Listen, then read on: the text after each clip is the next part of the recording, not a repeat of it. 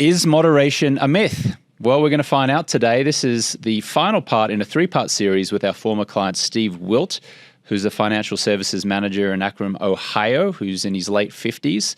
And as I was saying in the previous two videos, this was recorded in Sedona, Arizona at our 2024 annual AFL Live retreat, where Project 90 clients, Beyond 90 clients, and our leadership clients all come in for our annual get-together. I hope you enjoyed part 1 and part 2. This is part 3, where Steve talks about moderation being a myth for him. You'll also hear some Project 90 and Beyond 90 and leadership clients asking him questions, where he does a little Q&A here. So enjoy this final part of the 3-part Steve Wilt series. And I really want to share this with those that are in Project 90 right now. Number 1 was moderation is a myth.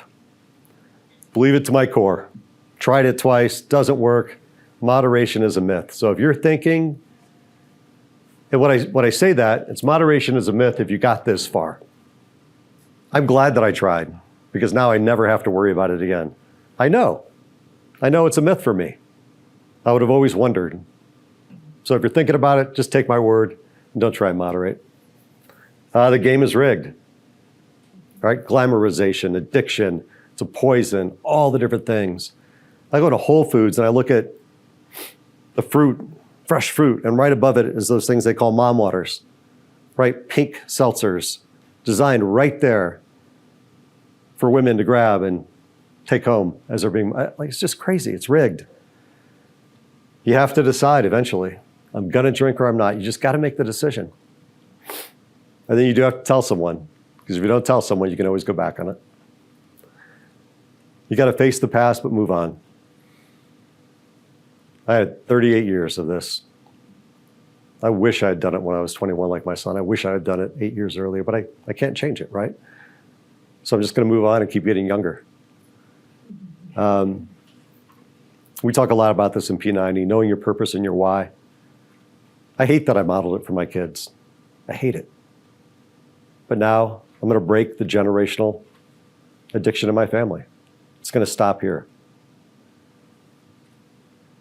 You're not giving up on anything, you're gaining everything. You're not giving up on anything. Eventually, you just don't. I play poker with my buddies. I see them more now than when I was drinking.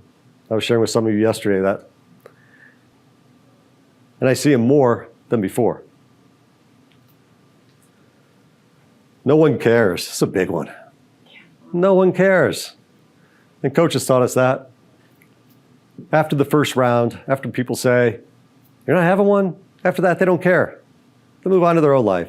Have all the seltzer you want all night, with soda with water, with lime. Nobody cares. If you combine exercise and nutrition with being alcohol-free, it is the fountain of youth. It all builds on itself. And then finally, it's important to keep your community after Project 90. I've got several Project 90 alums I stay in touch with. It's important to keep that community, to keep going, to have that accountability. I do want to take this opportunity to thank James, Victoria, and Sarah. You've changed my life. You have changed my life in such a profound way, and you've changed all our lives. So I can't thank you enough. Let's hear it for them.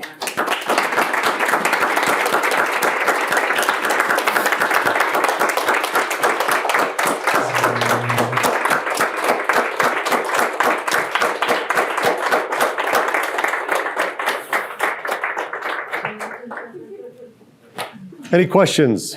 That's not a question, it's a statement. Yes. I have a question. Yeah. How are you with your friend? Like,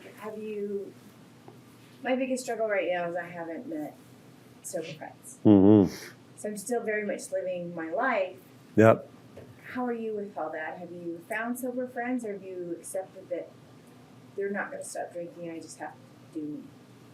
So, the question is, have I found sober friends? And I still lean on this community really hard to keep those sober friends. And I have found a few in my community, but just a couple.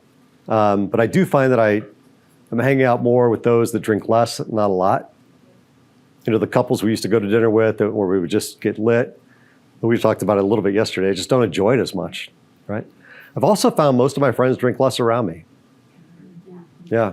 And part of it's because, 1 + 1 was equaling 8. Right. Right. So I'm not a ringleader. They're not a ringleader. All of a sudden it settles everything down a little bit, even my poker games and those kinds of things. But yeah, you kind of sort that out.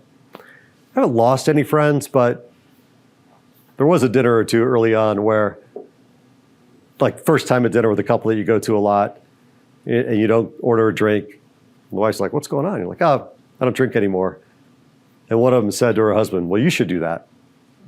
And I saw him look at me like, thanks, man. Right? I don't know if we've been to dinner with them since. They're still friends.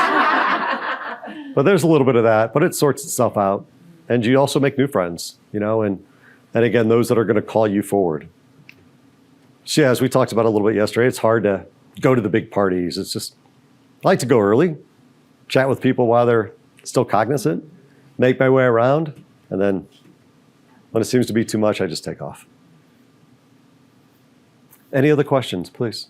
I'm just curious about how you shared the journey with your kids, like that I don't know if they were in the home, but they're kind of going back and forth and Yeah. drinking, not drinking, and then the information you have now and how that, I don't know if it influenced your son or that was separate, but just like how that worked with your kids. My kids tell me they don't really remember me drinking that much. Like, they remember a few things, but I remember coming home under the influence and coming in the front door and they'd still be up. And I'm like, oh, shit, they're still up, But now, when I first started down the journey, I shared it with them. And now we talk about it all the time. They know I'm here. They're excited for me to be here. My daughter, who's just got the singing gig, is a bartender. And I worry about her a little bit, but she's, I worry about her a little bit. So it's an ongoing conversation, and they have both said they're proud of me. And my daughter, who's the apple of my eye, said it many times, that she's proud of me, that she knows that it's the right thing for me to do. And they both quit vaping. They both caught up in vaping in high school. If you got young kids and you think they're not vaping, they are, man. It's such another one. But they both kicked an addiction. My son too, and my daughter one, right? So we talk about addiction and dopamine a lot in our family. And it's just a healthy conversation. It takes time, right? What else? Please. I think you're really onto something with leading companies to Yeah. make their own. I had a situation in my company where I was really pressured to drink, and so I had a direct communication with our CEO and just said, hey, so I stopped drinking. I don't want to make a big deal about it. And he came back because he didn't really drink either, and he said, yeah, I know, it's terrible, and I'm trying to influence some of the C-suite not to drink as much, and I've given them a challenge. And so I told him about AFL, and, Huberman, and all these things, and he said that, he was trying to figure out a way to kind of help the company. And so that was just our personal communication, and then what he did was send a post on our intranet, an article about Silicon Valley going sober, because we're a tech company, in tech company. And so that's all he did.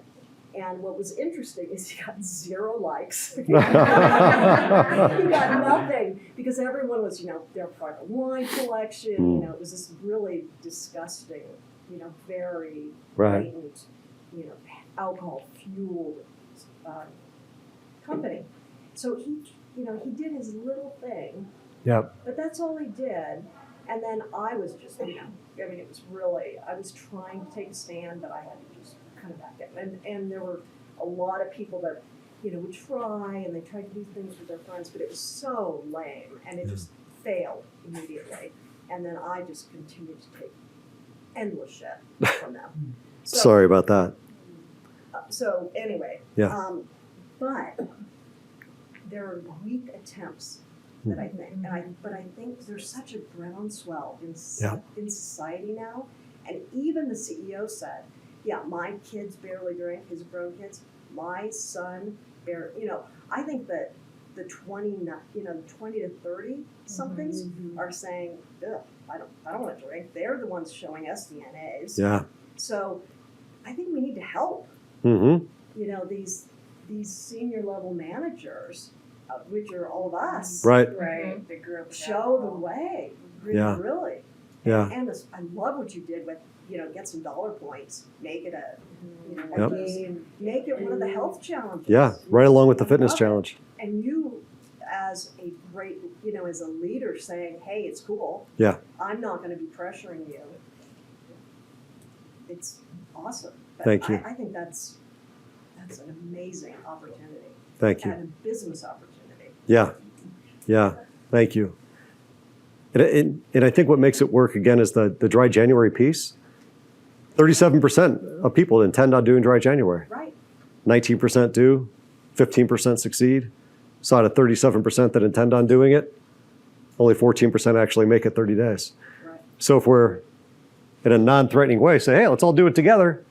It's just, yeah, it feels like it works, right? And it's not that we're not asking not drink in August. Let's just do it during this dry January time. So thanks for the feedback. Yeah. Any others before I know we have lunch here and it's time to break? All right. I am actually boarding a plane in a couple hours. My son is rowing in a crewing competition tomorrow. First one we're going to get to go to. So I'm not going to be able to stay tonight. But I will be around for a little bit. And it's just been great to know you all. I'm on the polos. You can track me down if you need help, if you want to talk, if you have ideas. I love when people reach out. So please do. Thank you. Thank you.